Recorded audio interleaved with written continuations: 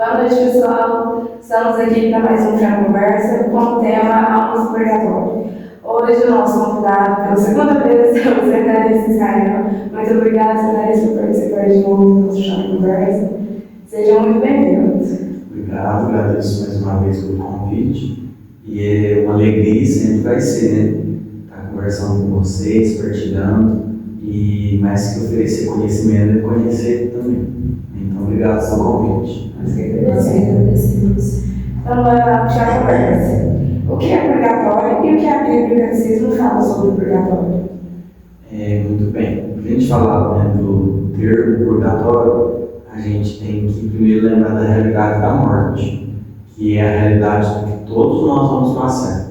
Então, o povo tem esse costume, né, de falar a única certeza que a gente tem é a morte quando morre alguém. E de fato, porque todos morrem, e desde o começo da história todos morreram, vai ser. Mas como que a gente se prepara para isso, né, para entender essa realidade? Porque a gente não pensa tanto na morte, mas no pós-morte. O que vai ser depois que a gente morrer? E aí entra a questão do purgatório. Por quê?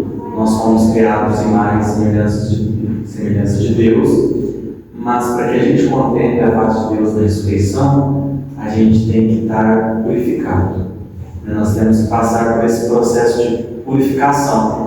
Tem que estar puro, tem que estar limpo. Aí a gente pode se perguntar, então, para que a confissão, né? E nesse sentido, a gente vê que a confissão, ela limpa os nossos pecados quando nós confessamos, mas fica aquilo que é a marca do pecado. E essa marca vai conosco quando a gente morre. Então, o purgatório, mais que um lugar, não é um lugar, é um estado que a alma se encontra, né, para que, ao ser purificada, ao ser lavada de todo o pecado, ela possa encontrar com Deus. E nesse sentido, né, entra a questão de como a gente compreende isso a partir da Bíblia e do Catecismo. Da Bíblia, Sagrada Escritura, que é o fundamento, né, da nossa profissão de fé, da nossa religião, porque são as palavras de Deus que estão lá. E o Catecismo, porque ali o magistério, tudo que a igreja ensina, tudo que a igreja fala, está, né, nessa fé e está no Catecismo. E que então a Bíblia vai falar, né, do purgatório. A Bíblia, né, a Sagrada Escritura, ela não tem um termo específico falando do purgatório, né, assim como outros termos, mas que a gente compreende a partir da leitura dela. Então, já no Antigo Testamento, a primeira evidência que a gente tem de purgatório, né, é a questão de que em Macabeus, o profeta vai rezar pelos soldados que tinham morrido, mas carregavam ídolos. Né? Então, aquele profeta rezou pelos soldados que precisavam ser purificados, porque eles carregavam isso, mas eles não estavam longe da presença de Deus.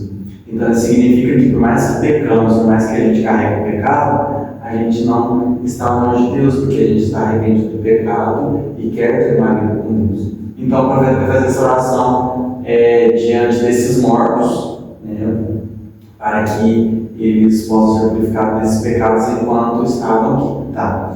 Depois, nós temos já no Novo Testamento, né, que é a primeira carta de São Paulo a Coríntios, capítulo 13.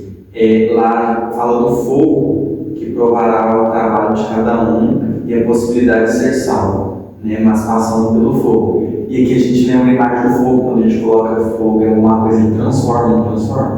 Um papel, né, qualquer coisa que o fogo toca, ele transforma. E até mesmo metais preciosos, o fogo tem que purificar o metal ficar bom. E a gente vê essa situação também diante da morte. Assim como o fogo ele vai transformar aquilo que ele toca, o purgatório é necessário para que a alma seja transformada e seja levada à presença de Deus de forma como metal precioso. E depois a gente vê a questão do purgatório também no Evangelho de São Mateus. Fala de purgatório? Não, mas aquilo que está escrito lá dá a entender quando Jesus fala que alguns pecados podem ser perdoados após essa vida e que também há pessoas que não vai sair de um lugar que Jesus cita até que pague o último centavo. Né? Se vocês se lembram dessa passagem, mas esse último centavo quer dizer isso, né? Um lugar ou melhor, o estado onde a pessoa, enquanto não resolver todos esses problemas, não se apresenta diante de Deus. Aí eu ia falar uma coisa que eu deixar para a próxima pergunta, que é a questão de que o purgatório não é um castigo, mas vamos conversar isso mais para frente. Ou seja, a Bíblia e o catecismo vai representar essa visão do purgatório. O catecismo, de forma especial, dos números 1030 ao 1032. O que fala no catecismo, né? Se a gente abrir lá nesses números, que a purificação é necessária para entrar no reino do céu, que a igreja, e a igreja a gente entende como quem está aqui, quem está no purgatório, quem está no céu, que a igreja, né, é padecente, militante, triunfante. E essa igreja que está aqui, ela pode ajudar essas pessoas através de orações e das missas. E que o purgatório não é um castigo, mas é uma purificação. A pessoa vai estar no purgatório porque ela foi castigada de forma alguma, né? Mas pela condição de seres humanos que pega, que é frágil, o purgatório é necessário para que a alma encontre face a face com Deus. Ainda que a pessoa morra em estado de graça, né, ela vai ter alguns pecados que trouxe durante a vida que precisa ser purificado. Isso que a igreja nos fala sobre o purgatório.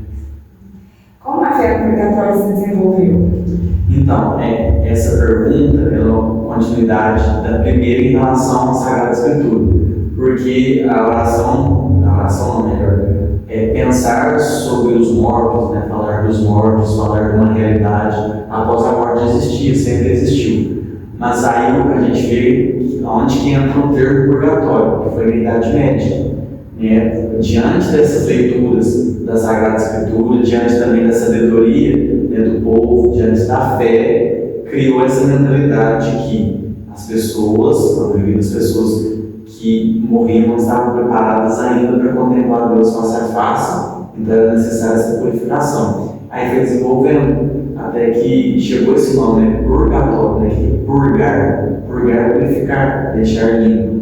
Então ela vai desenvolver o pensamento da igreja de modo especial em dois concílios, né? O concílio é aquela reunião da igreja que vai resolver assuntos importantes. No concílio de Florença, que foi mais ou menos no século XII ou XIII, e no concílio de Trento, né, que foi no século XVI. Então essas duas reuniões importantes da igreja vai falar dessa fé no purgatório, dessa concepção do purgatório. E nesse sentido, aquela indagação que eu fiz que o purgatório não é um castigo, a gente vê nessa pergunta, porque o purgatório não diz respeito a quem é condenado ao céu ou ao inferno. Não se trata ainda de um lugar, mas de um estado onde é possível a purificação. Então, nesse sentido, a gente vê esse desenvolvimento dessa fé no purgatório. E a gente vê nesse sentido também como que o Espírito Santo ilumina a igreja nas diversas decisões que tem que ter, porque é um assunto muito sério. Não é um assunto fácil, né? Como eu já partilhei com vocês. E nisso o Espírito Santo ajuda, né, a igreja, as pessoas, a desenvolver esses assuntos com maior precisão. Vemos que o purgatório é algo da crença da Igreja Católica. Teve algum santo ou sacerdote que teve visão sobre o purgatório? Sim, vários, na verdade, né? Desde ali da antiguidade, dos primeiros cristãos, a gente vê, diante desse desenvolvimento, como foi a última pergunta do purgatório, a gente vê vários santos que falaram disso, né? E teve visões, essas visões, que essa iluminação espiritual, iluminação interior, que Deus revelou aos santos. Então, eu vou citar alguns aqui e a forma que eles viram. Santa Catarina de Gênova, né, do século XV, XVI, ela recebeu visões do purgatório e escreveu sobre a dor e o sofrimento das almas que estão lá. São Gregório Magno, né, ele é do século VI depois de Cristo, ele relatou ter visto uma alma sendo purificada no fogo do purgatório.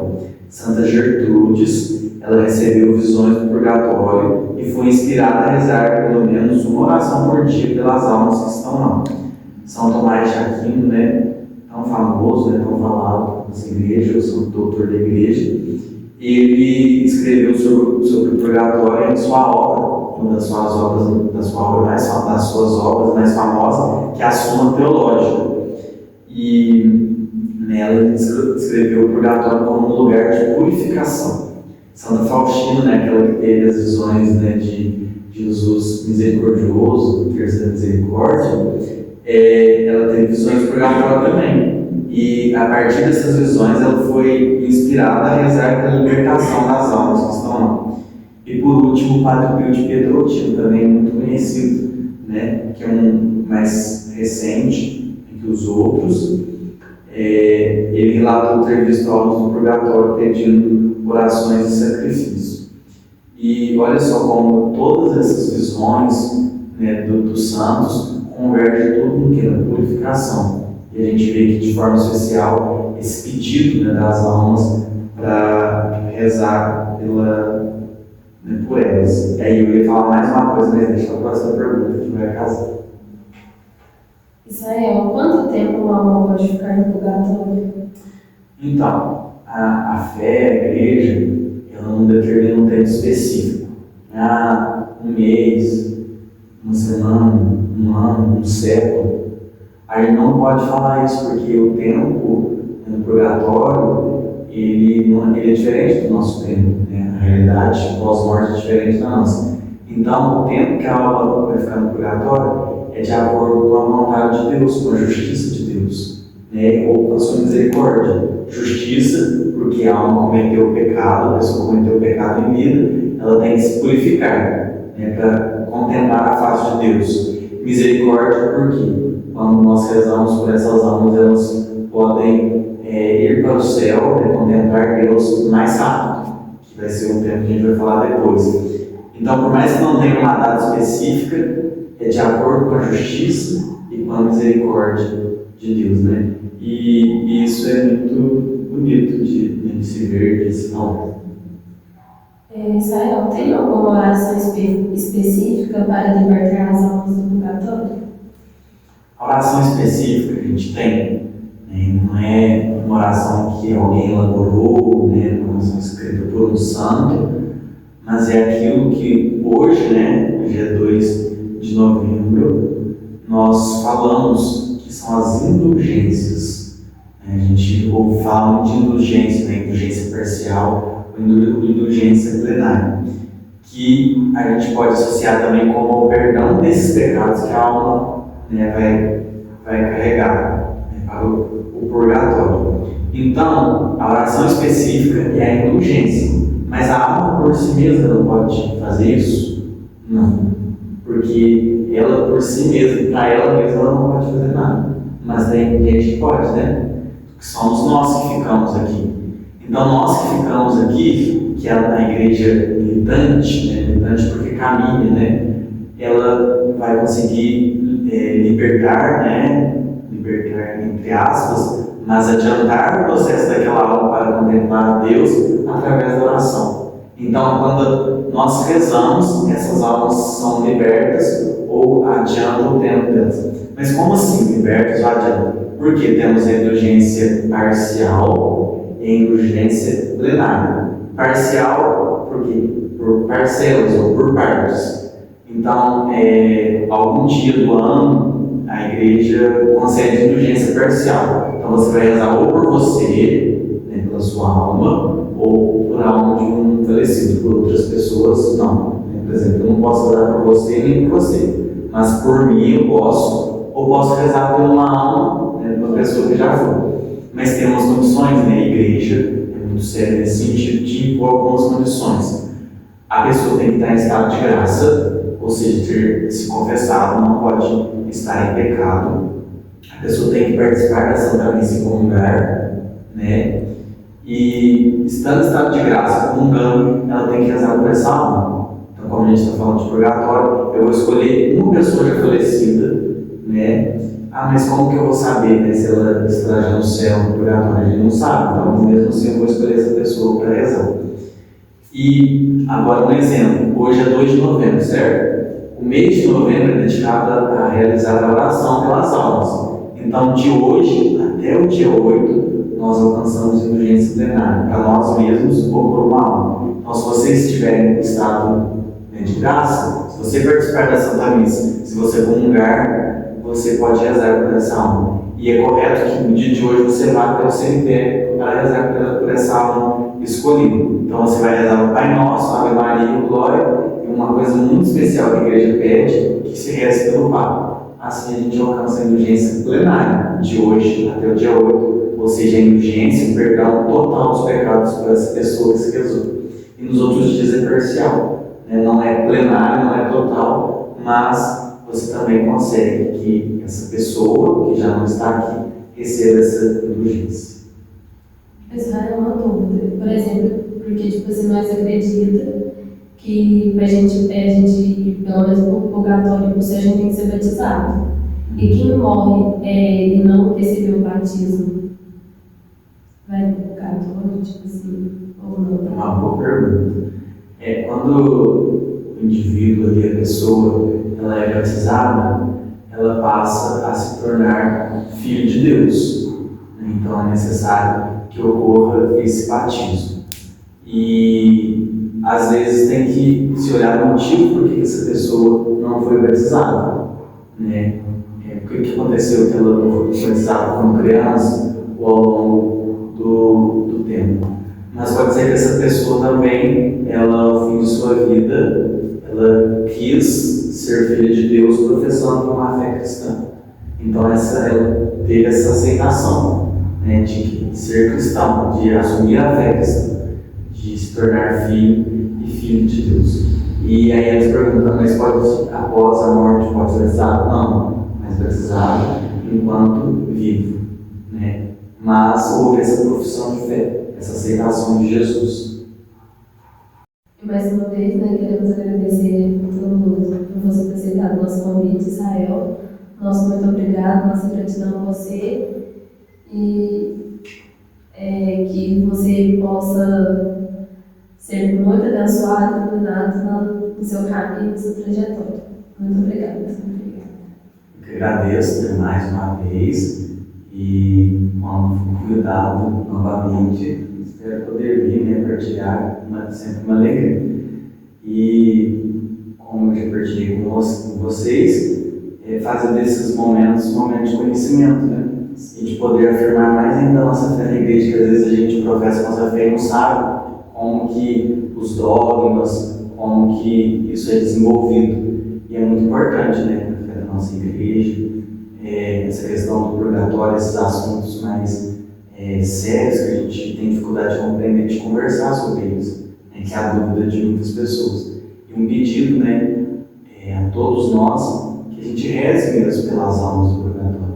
Reze pelos nossos falecidos, né? Que nós podemos fazer isso. E eles precisam dessa oração, né? As almas precisam que rezemos por elas, né? Até porque quando nós não estivermos mais aqui, nós esperamos também que as pessoas rezem por nós, né?